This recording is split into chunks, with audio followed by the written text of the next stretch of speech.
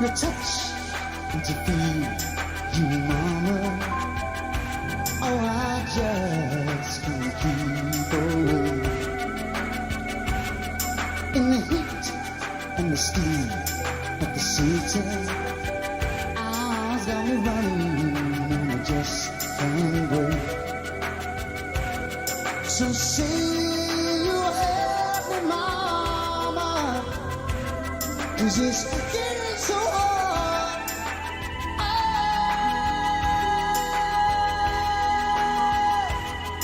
now I can't keep you, mama, but I know you're always there. You listen, you teach me, mama, and I know inside you care. So get down here beside me. Are you going nowhere? No, I won't hurt you, mama, but you know that it's getting so hard.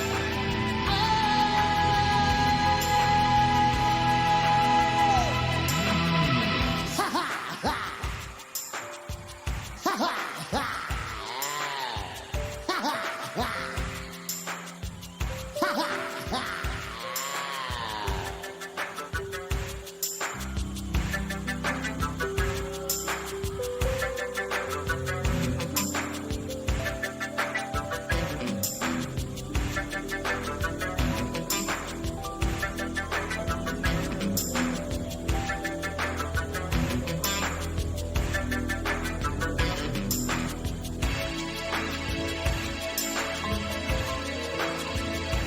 Can't you see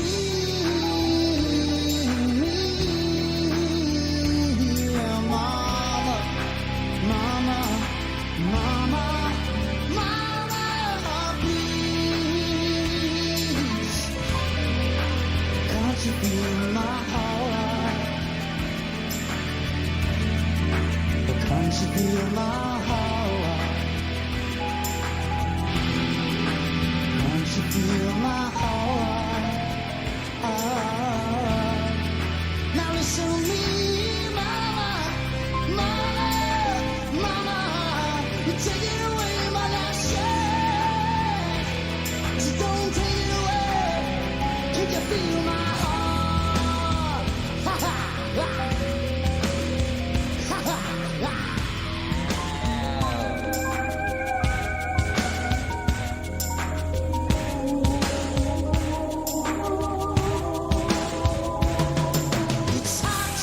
It's too hard for me, mama, but I can't hardly wait. Till my eyes are burning, mama, then I can feel my body shake. Now don't stop, please, mama. I won't make it back. Just make me go away, 'cause I won't hurt you, mama, but you know that it's getting so hard.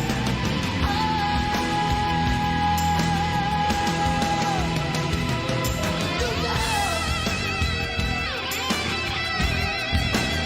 So mama, don't go. So mama, please, don't go. Mama, don't go, don't go, don't go.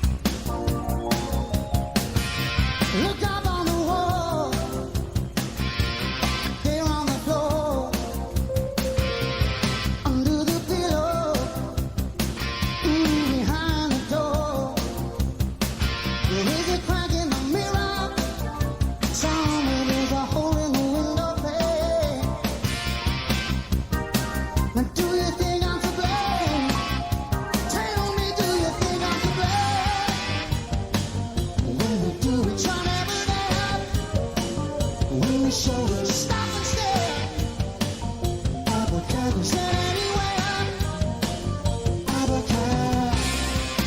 If you're wrapping up the world, 'cause you're taking someone else's girl. When they turn on the pillow, or even when they answer the telephone, don't you think they'll find out? Tell me, don't you think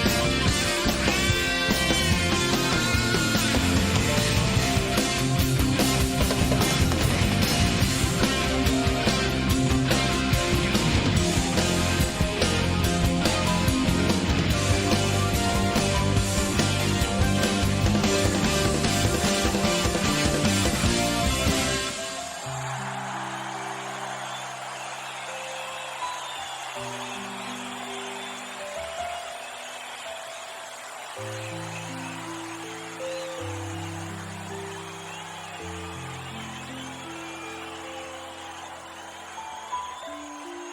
you, good evening.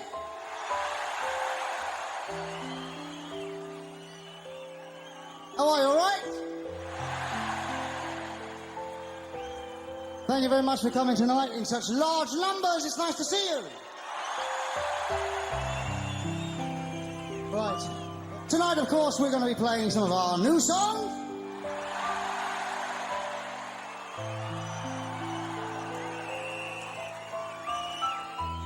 And we'll probably play some old songs as well, yes.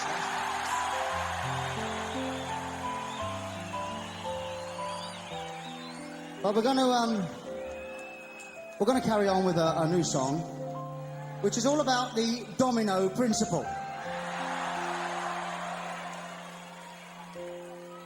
Now, I'm sure that a lot of you out there know exactly what the domino principle is, but for those of you that don't, I shall elaborate. Right. Now, if, for example, something was to happen to all those people over there, well, then that would affect this, which would affect that, which would affect this, which would affect that, which would affect all those people over there.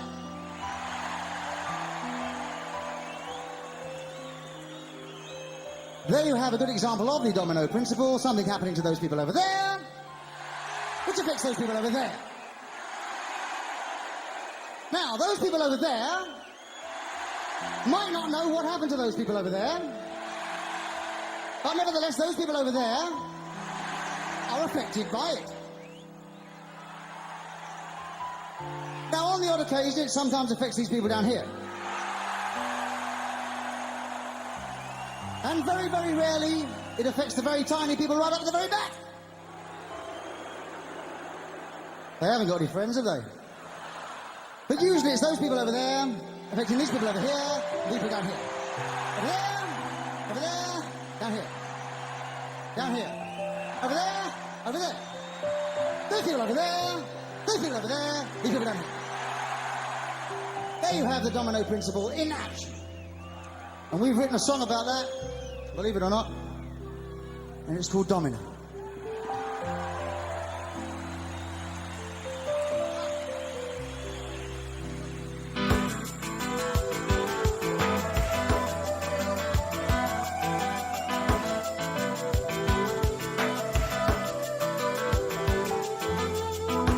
Gray of evening fills our room. No need to look outside. You see, I feel the rain.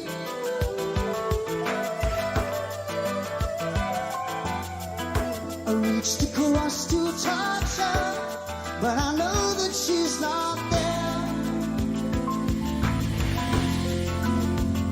The rain keeps running down the window pane.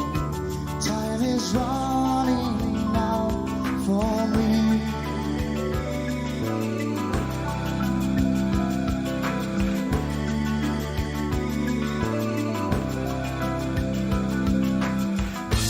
Can't you see what you are doing to me? Can't you see what you have done? As I try to pass another long sleepless night, 100 crazy voices call my name.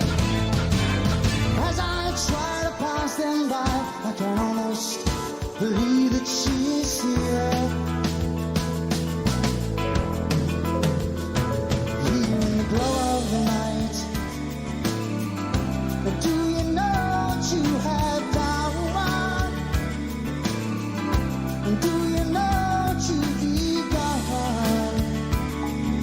And do you see we shall never be together again? All of my life, all the lonely people, the empty rooms, and all the pointless, violent, silent tunes. How could it be we shall be together again? Sheets of double glazing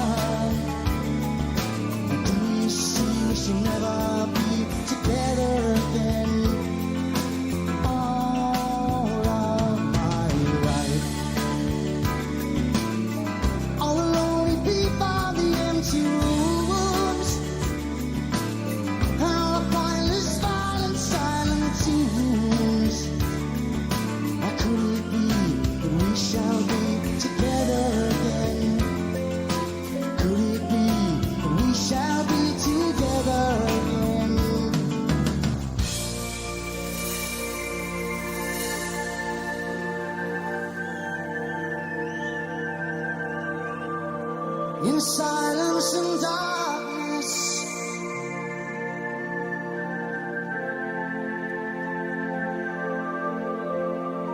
We held each other near that night.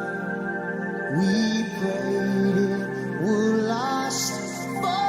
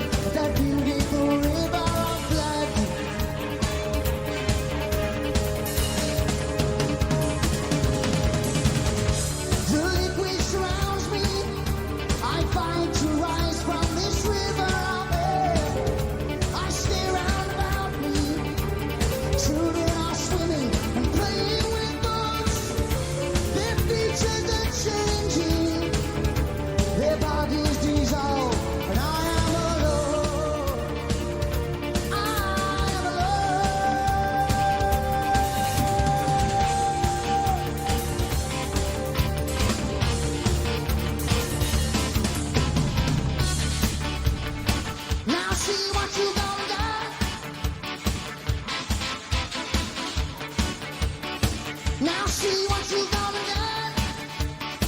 Now see what you gonna do.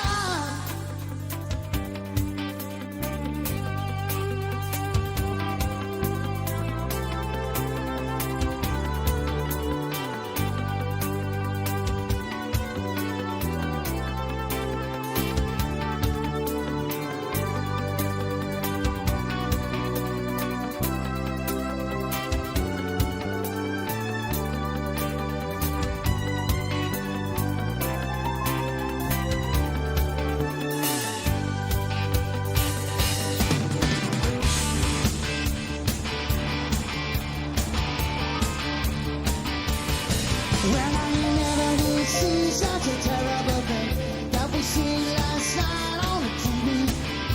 Maybe if we're lucky they can show it again. Such a terrible thing to see. Oh,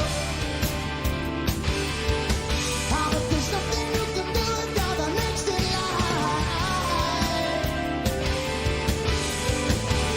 And you gotta go down the road. Now I'm on with the living and I'm feeling just fine. I know just what I gotta do.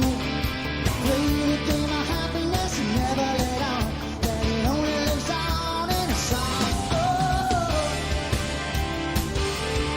ah, but there's nothing you can do about the next in line. And you gotta go down the road. Now do you know what you have done?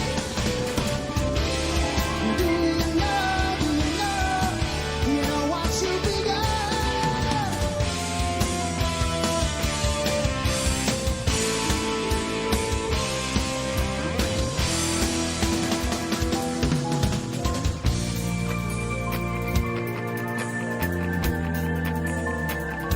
In silence and darkness,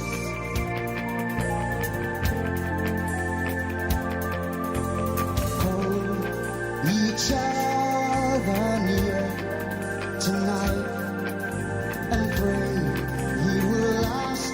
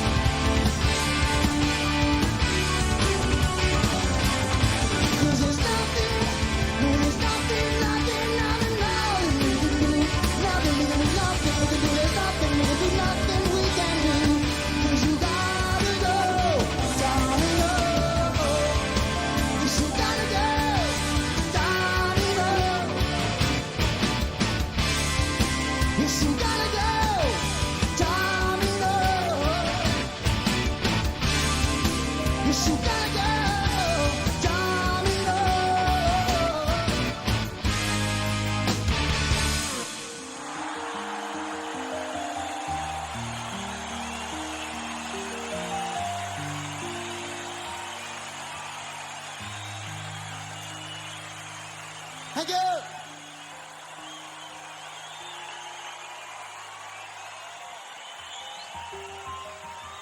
Thank you very much. Before we carry on, there's a little bit of pushing going on down the front, and the people down the front here are getting crushed against the side. So if you can stop pushing forward, that would be wonderful. Otherwise, we get to look at people throwing up, you know. It's not much fun. Anyway, the next song isn't really a happy song, but it's not really a sad song either.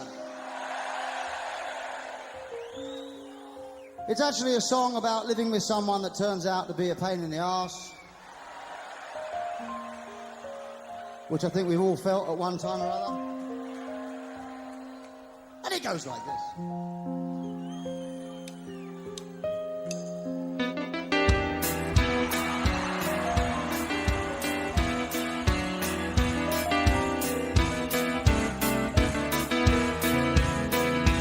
Just as I thought it was going alright, I found that I'm wrong when I thought I was right. It's always the same, it's just a shame. That's our heart.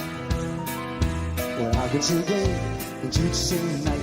Tell me it's black when I know that it's white. It's always the same, it's just a shame. That's our heart. Well, I could leave, but I won't go. Though my heart might tell me so. I can't feel a thing from my head down to my toes. So why does it always seem to be me looking at you and you looking at me? It's always the same, it's just a shame, and that's all. You're turning me on, you're making me feel like I want too much. Living with you just to put me through it all of the time. You're running around, staying out all night. You're taking it all instead of taking one bite. Living with you just to put me through it all of the time. I could leave, but I won't go. It'd be easier, I know. I can't feel a thing from my head down to my toes. So why does it always seem to be me looking at you with you looking at me? It's always the same, it's just a shame, and that's all. Yeah. But I love you more than I wanted to. There's no point in trying to pretend. There's been no one who makes me feel like you said we'll be together till the end.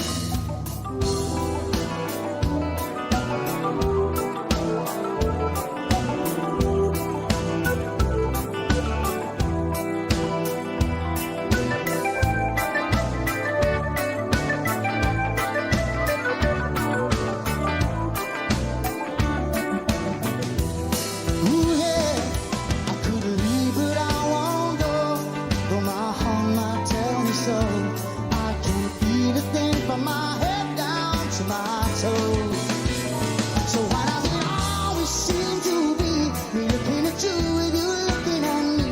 It's always the same, it's just a shame, and that's all. Yeah. But I love you more than I wanted to. There's no point in trying to pretend. There's been no one who makes me feel like you said we'll be together till the end. But just as I thought it was going alright, I found out I'm wrong and I thought I was right. It's always the same, just a shame, and that's all. Well, I could say day and you'd say night. You tell me it's black and I know that it's white. It's always the same, it's just a shame, and that's all. That's all, yeah.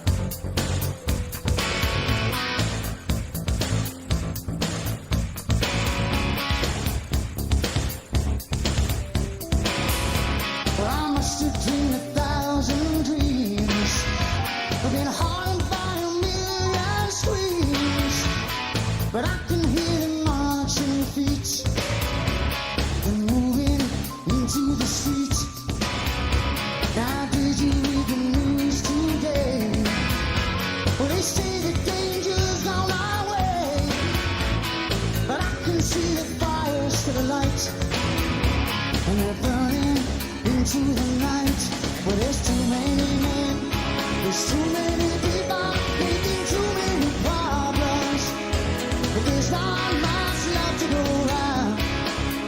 Tell me why this is a land of confusion. Oh, now this is the world we live in. These are the hands we give up. Use them and let's start trying to make this a place worth fighting for. Oh, now Superman, where are you now? It seems everything's gone wrong somehow. Well, the men of steel and the men of power, we're losing control by the hour.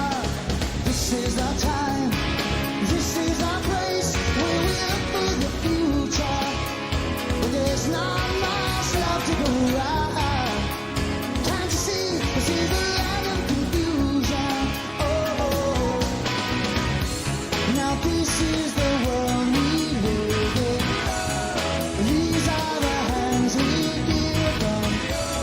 Use them and let's start trying to make this a place worth fighting for. Oh,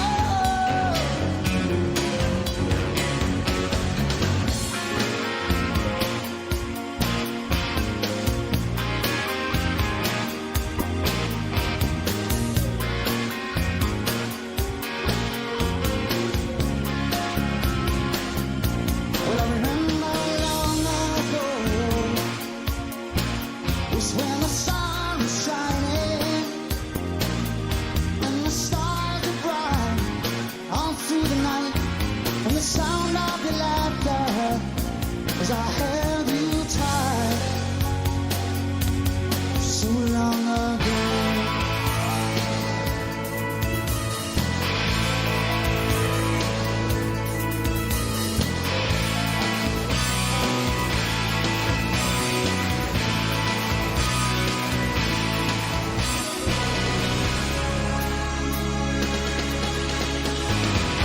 Well, I won't be coming home tonight, 'cause my generation will put it right. We're not just making promises that you know we'll never keep, 'cause there's too many men, there's too many people making too many problems, but there's not much love to go around. Can't you see, this is a land of confusion. Oh, now this is the world we live in. These are the hands we give up. Use them and let's start trying to make this a place worth fighting for.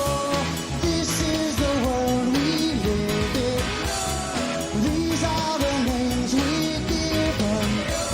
Stand up and let's start trying to make this a place worth fighting for. Oh,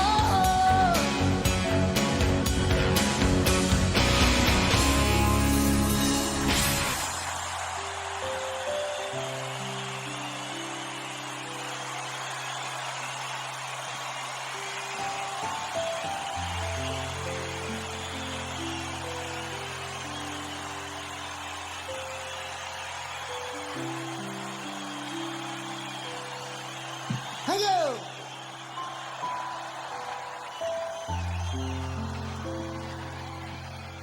Well, ladies and gentlemen, boys and girls, before we carry on with any more music, I'd like to draw your attention to a couple of wonderful gentlemen up here on stage with us.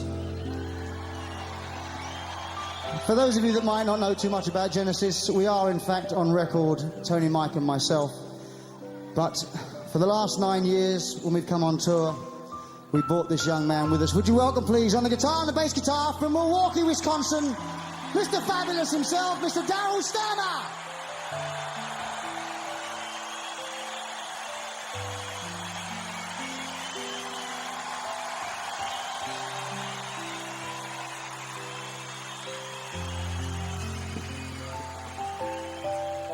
And also, in the blue corner, representing Los Angeles, California,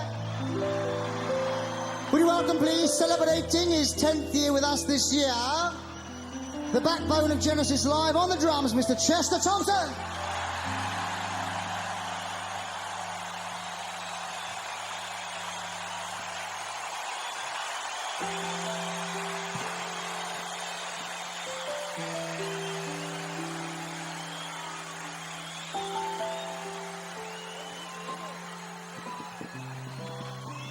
And now, tonight.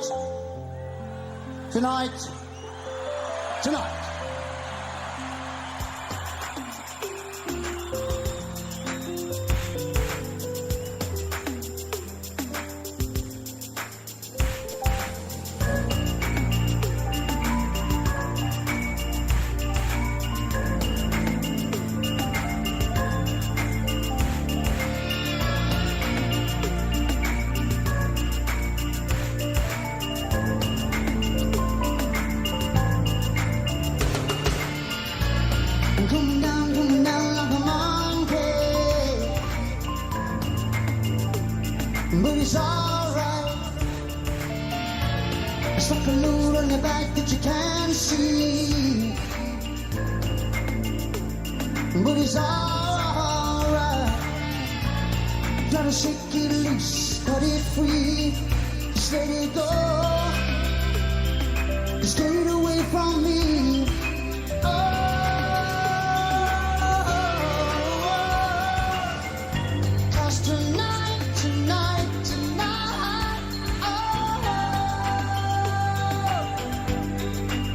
I'm gonna make it right tonight.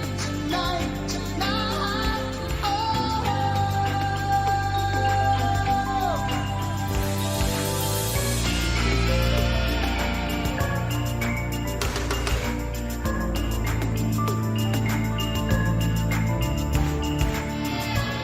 going down like a monkey,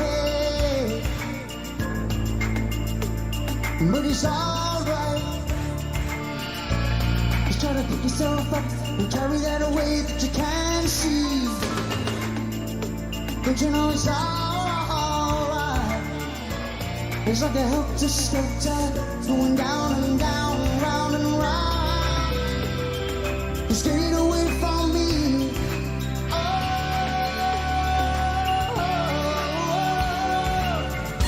Cause tonight.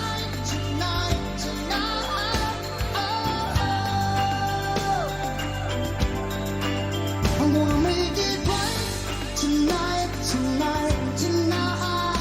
Oh,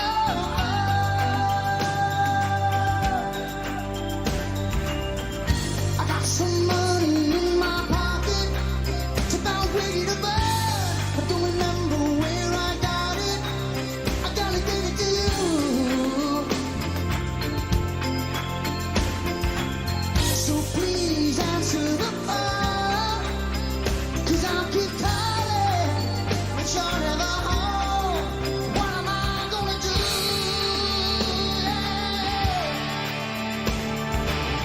Because tonight,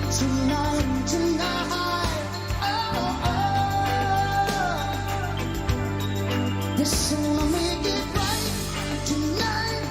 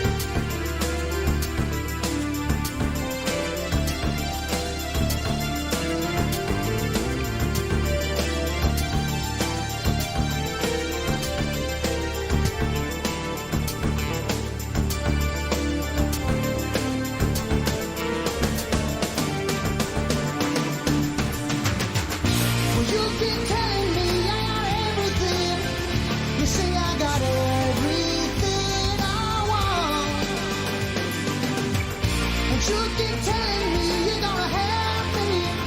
Yes, you're gonna help me, but you don't.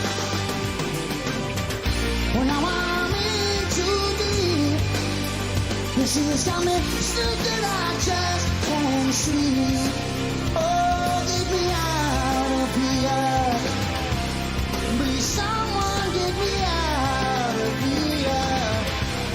Please help me, I'll do anything, anything. If you just help, get me out of here.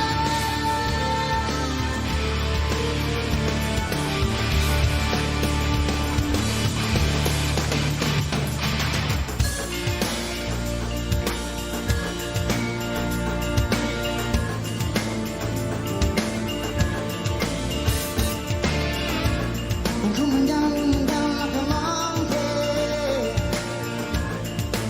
Oh, it's alright. It's like a load on your back that you can't see.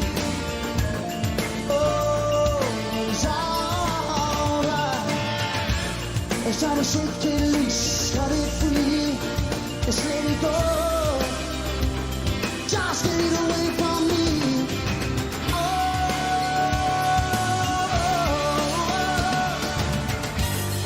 Tonight, tonight, tonight. Yes, I'm gonna make it right. Tonight, tonight, tonight.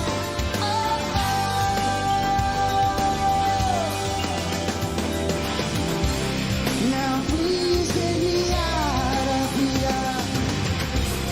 Just someone get me out of here.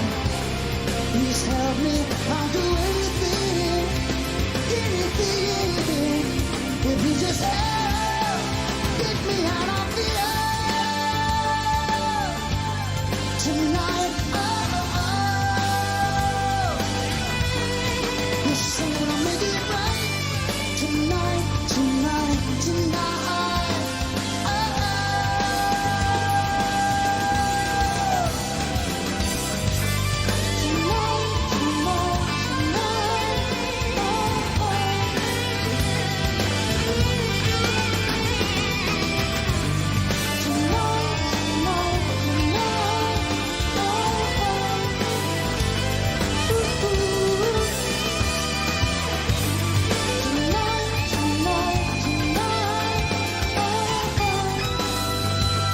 thank you.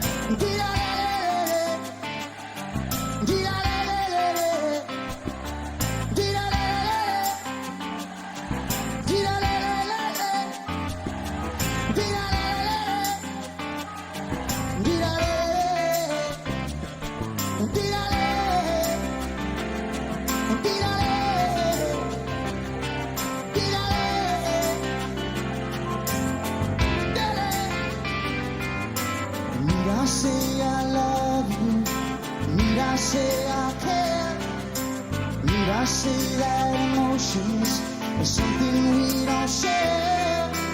I don't want to be sitting here trying to convince you, 'cause you know babe, that I don't wanna go. Now we cannot live together, but we cannot live apart.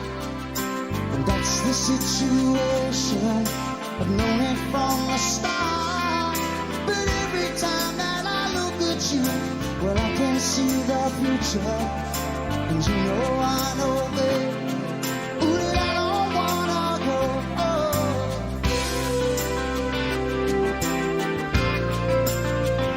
We're throwing it all away, throwing it all away.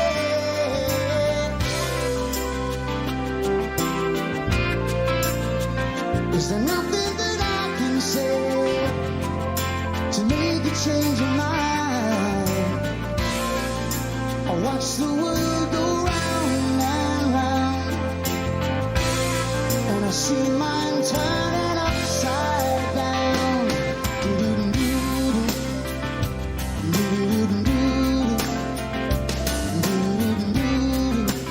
Oh, yeah.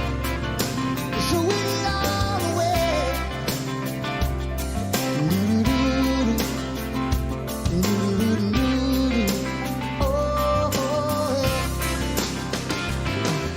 Now who will light up the darkness, and who will hold your hand?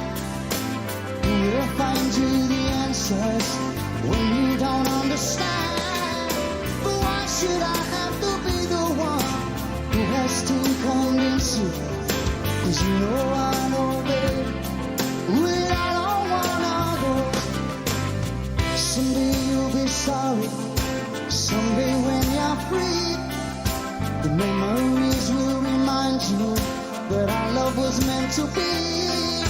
But late at night when you call my name, the only sound you hear is the sound of your voice calling, just calling after me. Oh,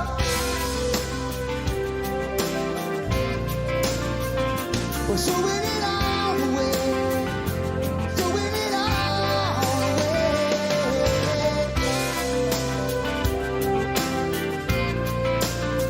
Is there nothing that I can say? Yeah, I'm on you. Oh,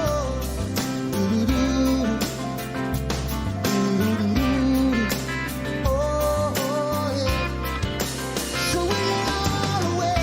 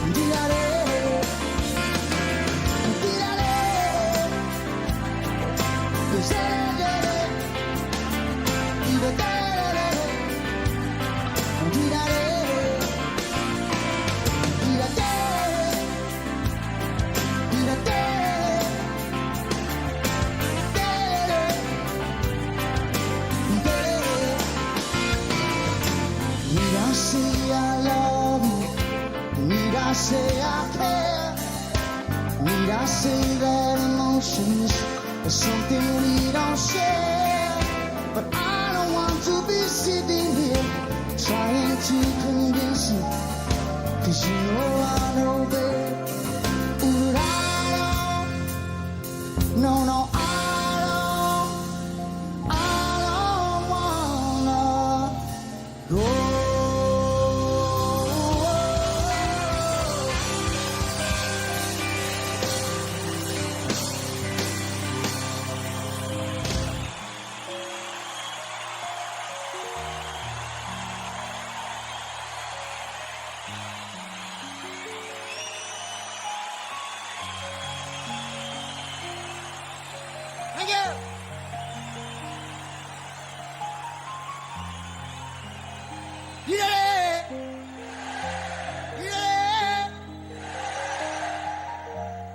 Very good.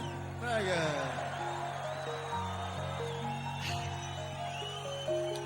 Well, now we've got you working here. It's that moment of the evening, ladies and gentlemen, that I know you've all been waiting for. Yes, it's audience participation time!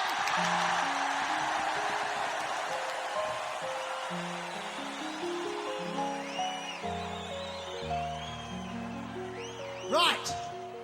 Now, we're going to do something now that we don't do every night.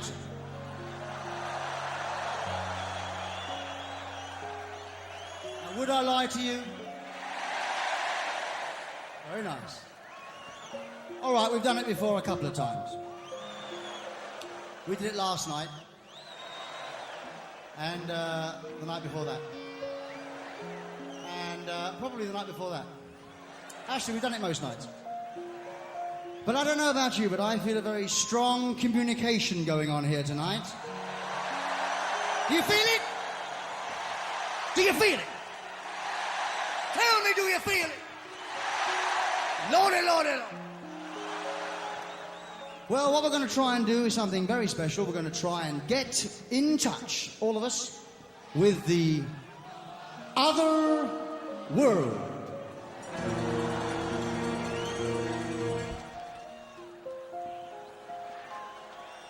Now, we have done this on the odd occasion before, as I mentioned, and what sometimes happens is all the lights come down and proves to us, and I hope to you, that we have in fact got in touch with this other world. But we're going to do something a bit more ambitious than that tonight.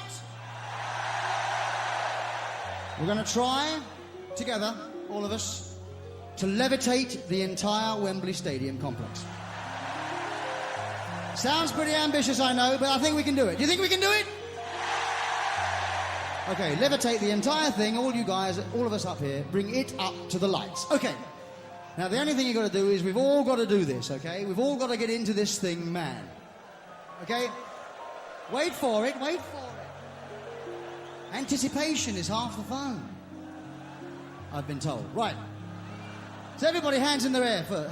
Hands in the air first. Dr. Owen, let's have some lights on these people. Let's make sure that we're all doing this, okay? Everybody, hands in the air. Pretty impressive, that. Okay. Now, if you look around you, you may find some people out there without their hands in the air. Yes. And they're the people that are saying to themselves, hey, I'm too fucking cool for this, man.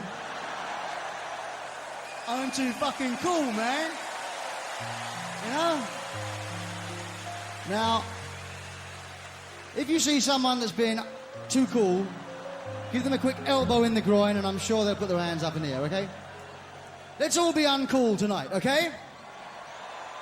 Be uncool with Phil. Okay.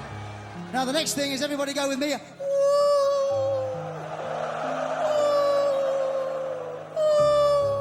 Come on, beautiful, beautiful, beautiful. Keep going, keep going. We've got to get in touch with them. I think I felt something happen there. Come on, come on.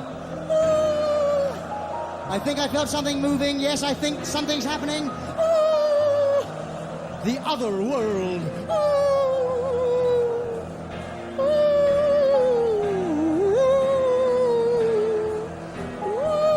Beautiful, keep going. This is fabulous. This is absolutely fantastic.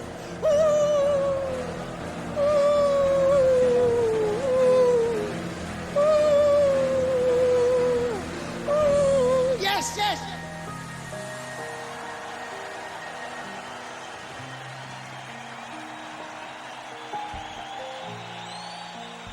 Now we have reached a contact with the other world. And the stadium is currently hovering 30 feet above the car park. It is!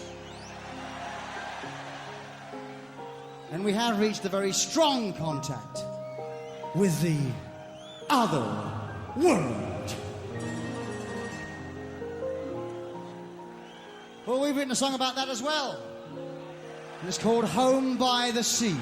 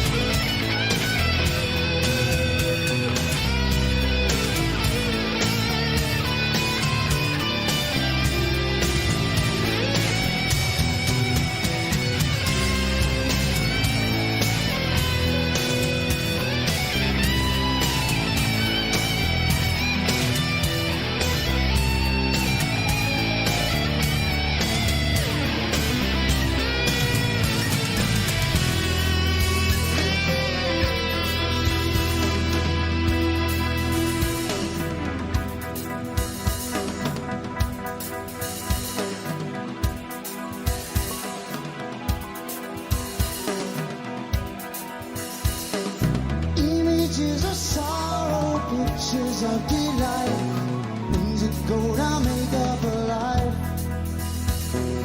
Endless days of summer long, nights of gloom, just waiting for that morning light. Scenes of unimportance like photos in a frame, things that go to make up a life.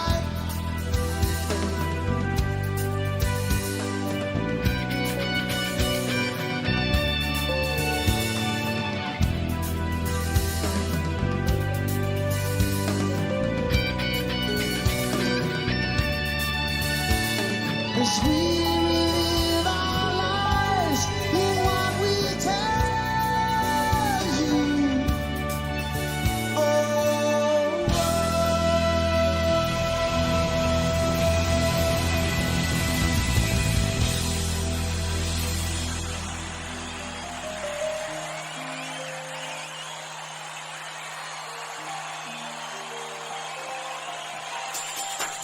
yeah.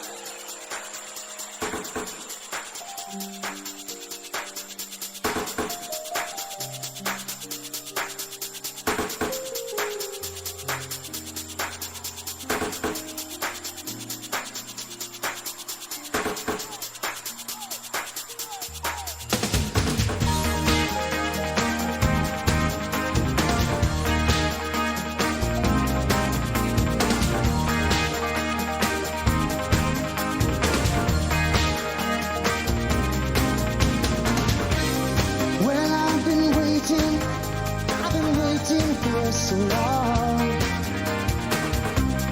but thinking nothing, no, nothing could go wrong. Now I know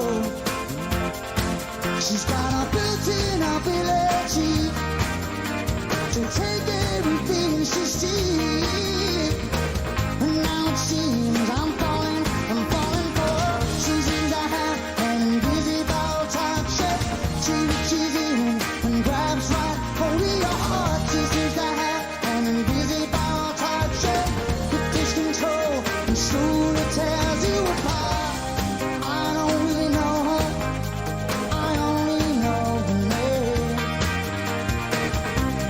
And she will mess up your life, you want her just the same. Now I know she's got something you just can't trust, and something mysterious. And now it seems I'm falling for her. She's in the hand and busy about touch it. She reaches in and grabs right hold of your heart. She's in the hand and busy about touch it. It takes control and slowly tears you apart.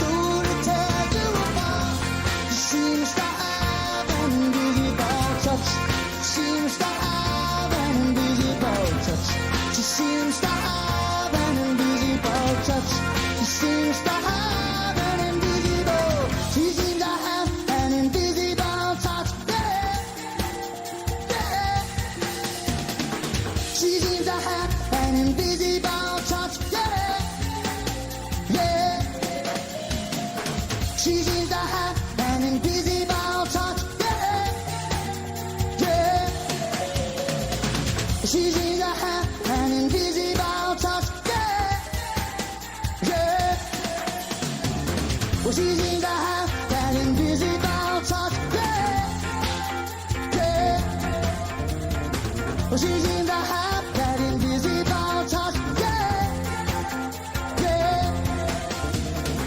She's in the heart, that invisible touch. She's in the heart, that invisible touch. She's in the heart, that invisible touch. She's in the heart, that invisible touch. She's in the habit, she's in the habit. She's in the habit, she's in the habit. She's in the habit, she's in the habit. She's in the habit, she's in the habit. She's in the habit, that invisible touch.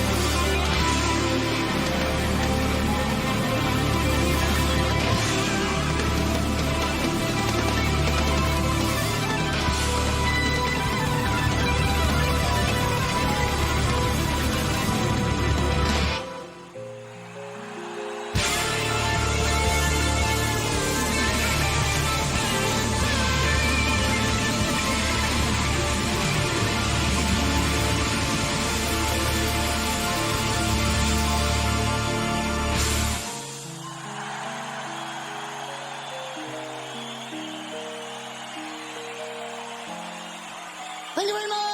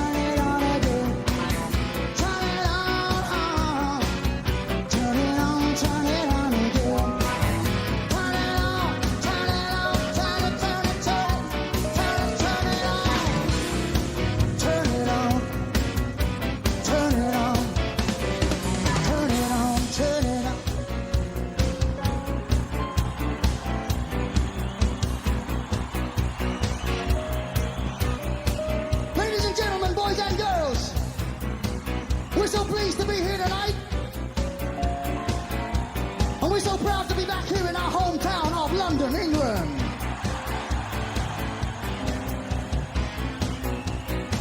Now we would like to thank each and every one of you for coming here tonight to this fabulous Wembley Stadium complex.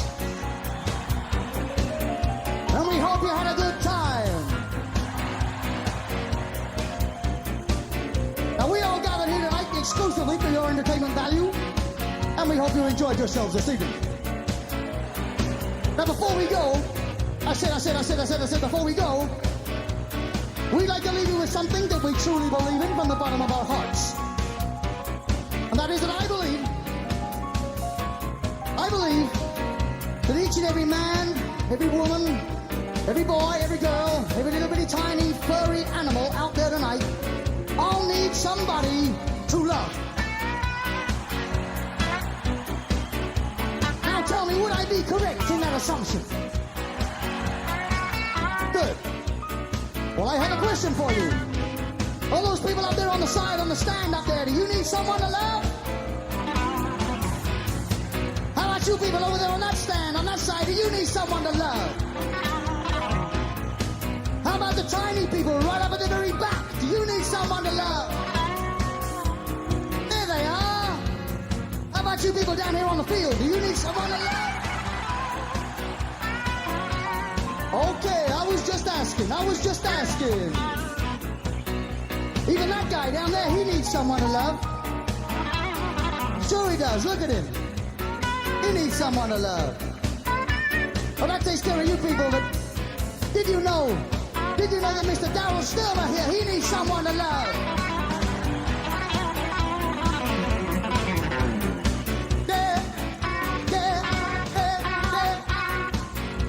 And Mr. Michael Rutherford here, he needs someone to love too. All he needs is a miracle. All he needs is a miracle. Can you hear me calling? Can you hear me calling? And Mr. Chester Thompson up on the drums, he plays so good, don't you agree? Give your love.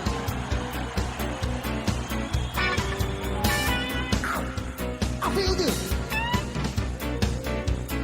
And Mr. Tony Banks over here, he needs someone to love too.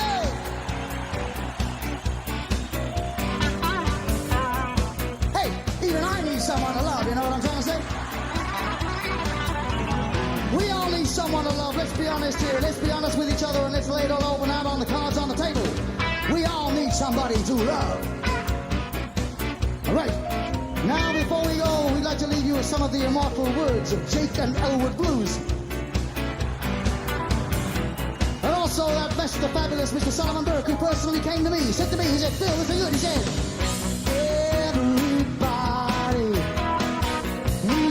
somebody, everybody needs somebody to love, someone to kiss, someone to miss, someone to squeeze, someone to please, someone to love, and we need you, yeah, we need you, yeah, we need you, even you. I tell you something, I can't get the satisfaction. I can't get the action. 'Cause I try, and I try, and I try. Can't get me enough. Okay, well shake it up, baby, now. Twist and shout. Come on.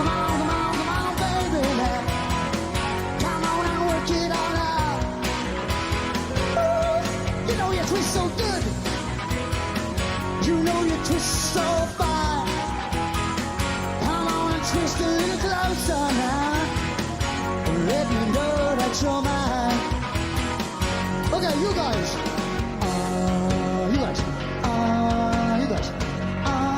everybody.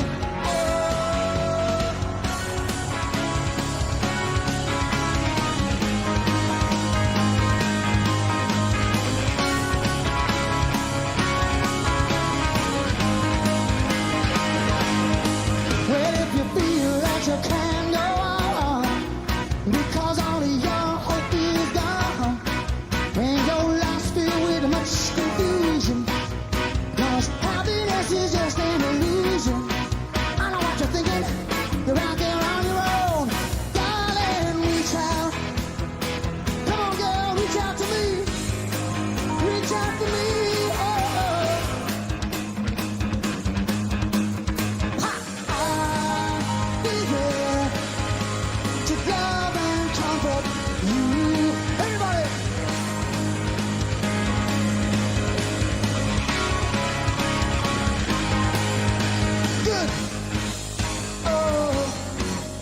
Never close your eyes. anymore when I kiss your lips.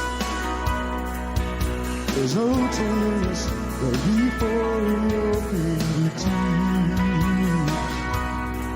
You're trying hard not to show it, baby. But baby, baby, I know you lost that love and feeling. Oh, that love and feeling. Bring back that love and feeling, 'cause it's gone, gone, gone. Whoa, whoa, whoa. Yeah!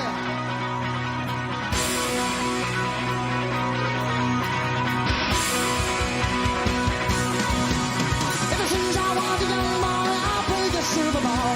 From Wembley down to Brighton, I must have played them all. But I ain't seen nothing like him in any amusement hall. Deaf, deaf, dumb, and blind kid. Shaw plays the mean pinball. Yeah! Well, I'm gonna wait till the midnight hour. I swear my love come tumbling down. I'm gonna wait till the midnight hour when there's nobody else around. But I'm gonna take you, and I'm gonna hold you, and I'm gonna do all of those dirty things I told you. Ooh, baby, in the midnight hour. Oh, baby, in the midnight hour. Hey, you guys, sing it to me one time. Turn it on, turn it on, turn it on again. Turn it on, turn it on, turn it on again. Turn it on, turn it on, turn it on again. Turn it on, turn it on, turn it on, turn it, turn it, turn it, turn it, turn it, turn it on, turn it on, turn it on again. Turn it on, turn it on, turn it on again.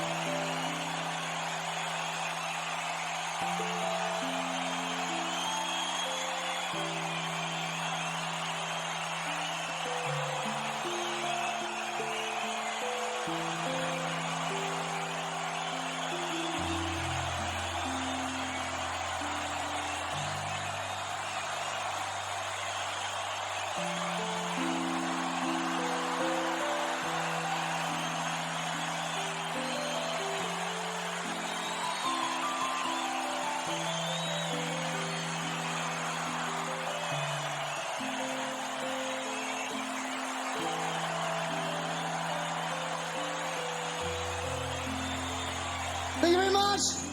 Thank you for coming. Hope you enjoyed it. We did. Good night. Take it easy on the way home. Drive safely. Thank you very much for coming. Take it easy on the way home. Good night.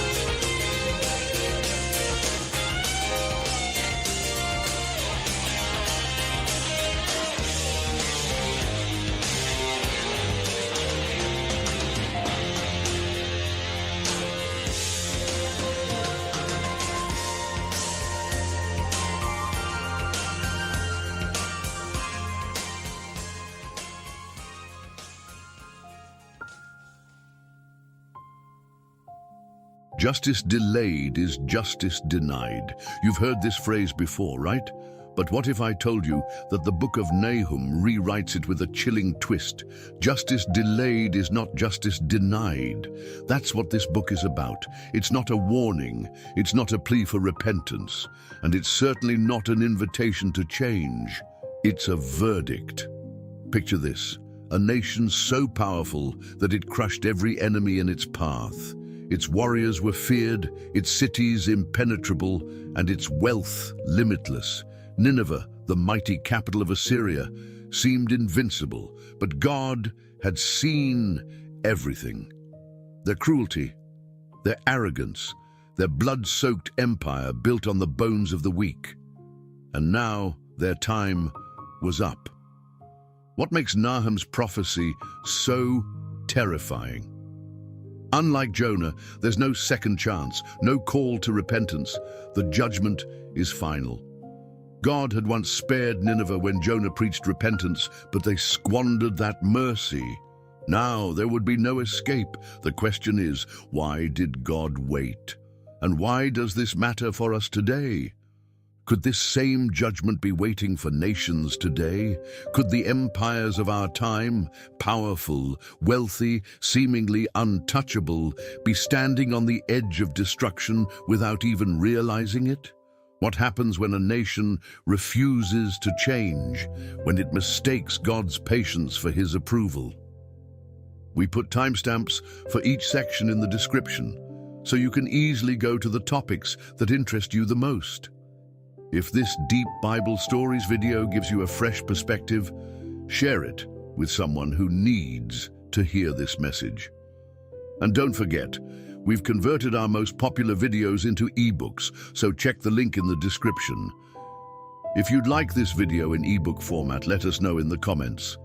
Now let's step into the pages of Nahum and meet the man chosen to deliver the final words to a dying empire. As we leave the thunderous opening of Nahum's prophecy, it's time to ask, who was this prophet?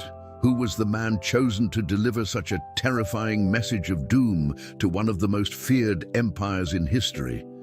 To understand Nahum, we need to dive deeper, not just into his life, but into his name, his mission, and the world he lived in. Because in a twist that seems almost ironic, Nahum's name means comfort or consolation. But how could a man preaching judgment and destruction possibly bring comfort? Let's find out. First, Nahum was from a small, forgotten town called Elkosh, a place so obscure that historians still debate its exact location. Some believe Elkosh was near modern-day Israel, while others think it could have been closer to modern Iraq. Wherever it was, Nahum did not come from power, influence, or prestige.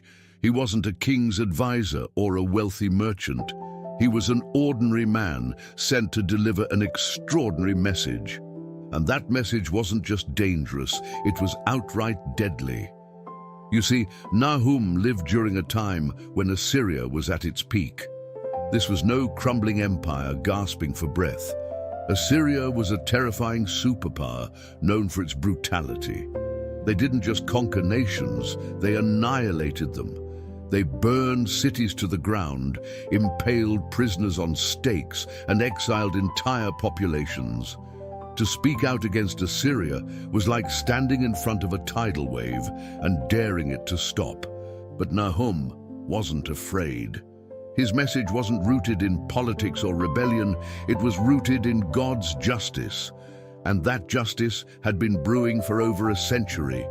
You see, more than 100 years earlier, God had sent Jonah to Nineveh, the capital of Assyria, with a warning. Back then, Nineveh repented, and God spared them. But that repentance didn't last. Within a few generations, Nineveh had returned to its old ways, worse than before. By Nahum's time, Nineveh had become a symbol of unchecked power, arrogance, and cruelty. They believed they were invincible, untouchable, unstoppable. But God had seen every act of violence, every injustice, every betrayal. And now, Through Nahum, he was saying, enough. This brings us back to Nahum's name, comfort. How could a prophet preaching destruction be a symbol of comfort? Because Nahum's message wasn't just about Nineveh's fall, it was about God's faithfulness to his people. For generations, the people of Judah had suffered under Assyria's oppression. They had seen their cities destroyed, their loved ones taken captive, and their land trampled underfoot. Nahum's prophecy was a reminder that God sees, God remembers, and God will bring justice. So did Nahum live to see Nineveh's fall? We don't know for certain, but we do know that his prophecy came true in stunning detail. In 612 BC, the unthinkable happened. Nineveh, the great and mighty capital of Assyria, was utterly destroyed. It fell so completely that historians couldn't even find its ruins for centuries. The empire that once ruled the world vanished overnight. But Nahum's message wasn't just about ancient history. It's a message for every generation. It's a reminder that no empire, no leader, and no nation is beyond God's reach. Pride comes before the fall, and justice may be delayed, but it is never denied. As we move deeper into Nahum's prophecy, we'll see exactly how God's judgment unfolds and why this ancient warning still echoes in our world today. Buckle up, because the fall of Nineveh is just the beginning. Nahum's prophecy is about destruction, but before he even mentions Nineveh, he gives us a terrifying vision of something far greater, the wrath of God. This is not the soft, tame image of God that modern culture often promotes. This is not the distant, indifferent deity who merely wishes people would do better.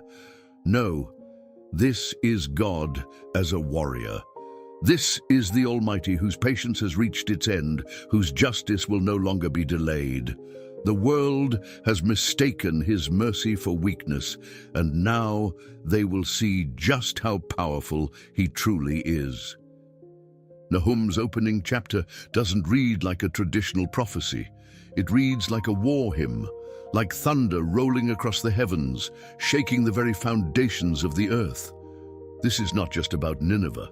This is about who God is when his justice can no longer wait.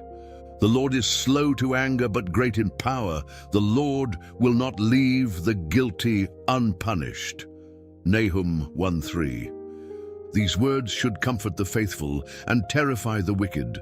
Slow to anger, but great in power. God's mercy is vast, but so is his justice. He waits, he warns, he calls for repentance, but when the time comes for judgment, there is no escape. Nahum paints a picture so vivid, so dramatic, that you can almost hear the storm breaking over the horizon. His way is in the whirlwind and the storm, and clouds are the dust of his feet. Nahum 1:3. This is a God whose presence is like a hurricane, whose judgment is as unstoppable as a tidal wave. The most powerful forces of nature, storms, earthquakes, floods, are nothing compared to him. He rebukes the sea and dries it up. He makes all the rivers run dry. Nahum 1:4. The very elements that sustain life, water, rain, rivers, can be wiped away in an instant by the mere breath of God. The message is clear. Nothing can stand before him. Then Nahum takes it further, describing the complete and total terror of the Lord's presence. The mountains quake before him, and the hills melt away. The earth trembles at his presence, the world and all who live in it. Nahum 1:5. Can you picture it? The strongest, most immovable parts of creation, mountains themselves, crumble before him. If the mountains can't stand before God, how can Nineveh? How can any kingdom, any leader, or any nation that mocks his authority? And then comes the question that every sinner should fear. Who can withstand his indignation? Who can endure his fierce anger?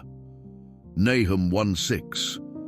The answer is chilling, no one. This is where Nahum's message is different from Jonah's. When Jonah went to Nineveh, there was still hope for repentance.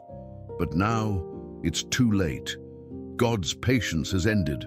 The people of Nineveh had their chance a century ago, and they wasted it. Now all that remains is judgment. Yet in the middle of this terrifying vision of wrath, there is a moment of hope, but only for those who trust in him. The Lord is good, a refuge in times of trouble. He cares for those who trust in him, but with an overwhelming flood, he will make an end of Nineveh. Nahum 1:7-8. Here is the contrast: destruction for the wicked, but protection for the faithful. Nahum is reminding God's people, those who have suffered under Assyria's cruelty, that they are not forgotten. For them, God's justice is a comfort, not a threat. This pattern of wrath and refuge, destruction and salvation is not unique to Nahum. It mirrors the final judgment in the book of Revelation. Then the kings of the earth, the princes, the generals, the rich, the mighty, and everyone else, both slave and free, hid in caves and among the rocks of the mountains. They called to the mountains and the rocks, "Fall on us and hide us from the face of him who sits on the throne and from the wrath of the Lamb." Revelation 6:15-16. Just like in Nahum's vision, the earth itself trembles before God. Just like in Nahum's prophecy, there is no escape for the wicked. So what does this mean for us today? Nahum's words are not just ancient history. They are a warning, a reminder that God's justice is still coming. Nations may grow powerful, leaders may act as though they are untouchable, but no one is beyond the reach of God's judgment. The same God who brought down Nineveh will bring down every empire that defies him. And yet there is also a promise for those who trust in him. God is a refuge. In the middle of the storm, in the face of the whirlwind, those who belong to him will be safe. The question is, where do you stand? Will you be among those who seek refuge in the Lord? Or will you be among those who learn, too late, that no one can stand against his wrath? As we move forward in Nahum's prophecy, we will see exactly how Nineveh's destruction unfolds and why it was so complete that historians couldn't even find its ruins for centuries. Judgment is coming, and when it arrives, there will be no escape. Nahum's prophecy wasn't just words, it was a sentence of death, and the execution was swift, brutal, and absolute. Nineveh, the mighty capital of Assyria, the city that once laughed at its enemies, would be wiped off the face of the earth. The empire that had terrorized nations for centuries, the kingdom that thought itself invincible, was about to learn a terrible lesson. No one defies God and survives. Nineveh was more than just a city. It was a fortress, a symbol of power so great that no one believed it could fall. Its walls towered 100 feet high, stretching for miles, reinforced by thick stone and guarded by an army feared across the known world. The Tigris River flowed alongside it, providing natural defense and endless resources. Assyria had crushed Babylon, humiliated Egypt, and brought Israel to its knees. They were unstoppable. But then Nahum spoke. "The Lord has given a command concerning you, Nineveh. You will have no descendants to bear your name. I will destroy the images and idols that are in your temples. I will prepare your grave, for you are vile." Nahum 1:14. It sounded impossible. No power on earth could conquer Nineveh. But Nahum wasn't speaking about human power. He was speaking about divine justice. The siege begins, Nineveh's worst nightmare. In 612 BC, it happened.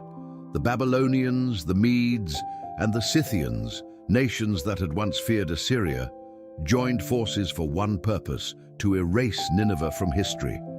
They surrounded the city, cutting off its supplies. But Nineveh still believed it could outlast them. They had food, weapons, and walls no army had ever breached. But Nahum's prophecy had spoken of something more terrifying than soldiers. The river gates are thrown open and the palace collapses. Nahum 2:6. For centuries, historians debated whether this was poetic imagery, until archaeologists uncovered the truth. The Tigris River, once Nineveh's protection, became its downfall. Heavy rains caused the river to rise, and the floodwaters smashed through the city's defenses. The walls that had stood for generations crumbled, leaving the city vulnerable. The Babylonians and their allies stormed in, slaughtering everything in sight. Nahum's prophecy was being fulfilled, detail by detail. Nineveh is like a pool whose water is draining away. Stop! Stop! They cry, but no one turns back. Nahum 2:8. Can you picture it? A city in chaos. Warriors running through the streets, blood soaking the stone pathways, screams rising above the sound of fire and falling walls. The people of Nineveh had once celebrated as they destroyed other nations. Now they were the ones begging for mercy. The king of Nineveh, once the most powerful man in the world, realized it was over.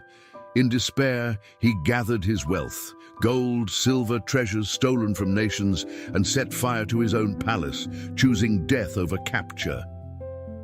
Plunder the silver! Plunder the gold! The supply is endless, the wealth from all its treasures. Nahum 2:9. The Babylonians did exactly that. They stripped the city bare. Every piece of treasure that Nineveh had stolen over the centuries was taken from them in a single night. And then the unthinkable happened. Nineveh disappeared. For centuries, it was as if the city had never existed. Its ruins were buried under sand, forgotten by history, exactly as Nahum had predicted. I will prepare your grave, for you are vile. Nahum 1:14. No other empire in history had fallen so completely. Babylon, Rome, Egypt, all had their rises and falls, but Nineveh, it was erased. Its very name became a whisper, a legend, a warning for today's superpowers. And that's where Nahum's prophecy speaks louder than ever. Nineveh was the most powerful city in the world. It thought it was invincible. It thought its wealth, military, and influence made it untouchable. Sound familiar? Look at today's global powers. Nations that boast of their strength, leaders who believe they can do whatever they want without consequence. The warning of Nineveh is a warning to every empire, every kingdom, every government that believes it can mock justice, oppress the weak, and stand against God. No nation is too big to fall. No leader is too powerful to be judged. Nothing can heal you. Your wound is fatal.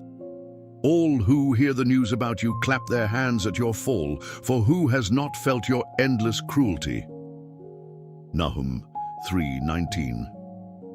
The world had suffered under Nineveh's cruelty for centuries, but when its judgment came, no one mourned. The same could be said for many nations today. What happens when the world stops fearing them and starts cheering their downfall? God's justice, slow but never forgetting. Here's the final lesson of Nahum. God doesn't forget. It had been over 100 years since Jonah had preached repentance in Nineveh. Back then, the people had listened and God had spared them. But their children and their grandchildren went right back to their evil ways. They thought God had moved on. They thought his patience meant he had forgotten. He had not. When God promises justice, it will happen. It may not be immediate. It may take years, decades, even centuries, but no wickedness goes unpunished. For those who feel like injustice is winning, Nahum's prophecy is a reminder. God sees, God remembers, and when the time comes, his judgment will be total. So the question is, will we learn from Nineveh, or will we follow in its footsteps? Nahum's prophecy wasn't just about Nineveh's destruction. It was about why God had doomed the city in the first place. What makes a nation so wicked that God himself wipes it off the face of the earth? Nahum 3 gives us the answer. The crimes of Nineveh weren't just sins, they were atrocities. This wasn't about private moral failings or hidden corruption. This was about a nation whose entire system was built on bloodshed, brutality, and the suffering of the innocent. Woe to the city of blood, full of lies, full of plunder, never without victims. Nahum 3:1. Nineveh wasn't just guilty, it was soaked in violence. Every street, every marketplace, every palace was built on the bones of the conquered. And yet, the people of Nineveh felt untouchable. But God had been watching, and his patience had run out. The Assyrians weren't just another empire expanding its borders. They were the most feared force on earth, and for good reason. When they conquered a nation, they didn't just take land, they made an example of their enemies. Their cruelty was legendary. Historians have uncovered Assyrian records that boast of their brutality. They skinned their enemies alive. They impaled prisoners on giant stakes, leaving them to die in agony. They stacked severed heads at city gates to strike terror into the hearts of anyone who resisted. They burned entire villages, leaving nothing but ash. And they were proud of it. They wanted the world to fear them. Nahum's prophecy was clear. God was about to do to them what they had done to others. I am against you, declares the Lord Almighty. I will lift your skirts over your face. I will show the nations your nakedness and the kingdoms your shame. Nahum 3:5. Nineveh had humiliated and destroyed other nations. Now it was their turn to be humiliated. One of the most haunting parts of Nahum's prophecy is how Nineveh refused to believe it could ever fall. They saw themselves as invincible. They had wealth beyond measure. They had walls that no army could penetrate. They had kings who ruled with absolute power. They thought they were untouchable. But Nahum reminded them of a sobering truth. No kingdom is safe from God's judgment. Are you better than Thebes, situated on the Nile with water around her? The river was her defense, the waters her wall. Nahum 3:8. Thebes was a mighty Egyptian city, protected by natural barriers just like Nineveh, but it still fell. And now, Nineveh was next. Can you see the parallels to modern nations? How many world powers today think they're untouchable? How many nations build their strength on military dominance, wealth, and influence, believing that nothing could ever bring them down? But history tells a different story. Babylon fell, Rome collapsed, the Soviet Union crumbled, and Nineveh, it wasn't just defeated, it was erased. Nothing can heal your wound. Your injury is fatal. Nahum 3:19. When God declares an empire finished, nothing can save it. Nineveh wasn't destroyed because it was rich. It wasn't even destroyed just because it was powerful. It was destroyed because it was merciless. Many casualties, piles of dead, bodies without number, people stumbling over the corpses. Nahum 3:3. God takes the suffering of the innocent seriously. And when a nation builds itself on the blood of others, God doesn't forget. Look around today. Are we seeing the same warning signs? Governments that exploit the weak for power, leaders who profit while the poor suffer, nations that invade, destroy, and dominate without remorse. God doesn't ignore oppression. He never has, and he never will. Nahum 3 isn't just a warning to Nineveh. It's a warning to every nation that follows in its footsteps. God had sent a prophet to Nineveh before, Jonah. Back then, the people repented, and God spared them. But this time, there was no repentance, no second chances, just judgment. All who hear the news about you clap their hands at your fall, for who has not felt your endless cruelty? Nahum 3:19. The world had suffered under Nineveh's cruelty, but when its judgment came, no one mourned. It's a chilling thought. What happens when a nation becomes so corrupt, so cruel, that the world rejoices at its downfall? Nineveh is gone, but its story is not over. The question is, will we learn from its fate or will we repeat its mistakes? Nahum's prophecy was a storm of destruction for Nineveh, but for Judah it was a sunrise after a long, dark night. The very nation that had terrorized them, enslaved them, and humiliated them was about to be wiped off the map. The message was clear. God had not forgotten their suffering. And this raises a powerful question. Is God's justice actually a comfort? For the oppressed, the answer is yes. When evil reigns unchecked, when tyrants seem invincible, when the innocent are crushed under the weight of corruption, Nahum reminds us that God is not blind. Justice may seem delayed, but it is never denied. But for the oppressor, for those who build their power on the backs of the weak, Nahum's words are terrifying because they reveal a truth no empire wants to admit. No one escapes God's judgment, not even the mighty. Nahum wasn't just speaking to Nineveh, he was speaking to Judah. The people of God had lived in fear of the Assyrians for decades. They had seen their neighbors slaughtered, their cities burned, their families taken as slaves. To them, Nineveh was not just a city, it was a monster. And now that monster was being slain. The Lord is good, a refuge in times of trouble. He cares for those who trust in him, but with an overwhelming flood, he will make an end of Nineveh. Nahum 1:7-8. For Judah, this was hope. It was relief. It was proof that their suffering had not gone unnoticed. God fights for the weak. God defends the powerless. God brings justice to the oppressed. This is why Nahum's name means comfort. Because for those who have suffered under the hand of evil, God's justice is not cruelty. It is redemption. Nahum's prophecy forces us to wrestle with a sobering reality. Does God still judge nations today? Or was this something that only happened in ancient times? Look at history. Every empire that rose to power through oppression eventually crumbled. Babylon was unstoppable until it wasn't. Rome ruled the world until it collapsed under its own corruption. The British Empire stretched across the earth until it weakened and fractured.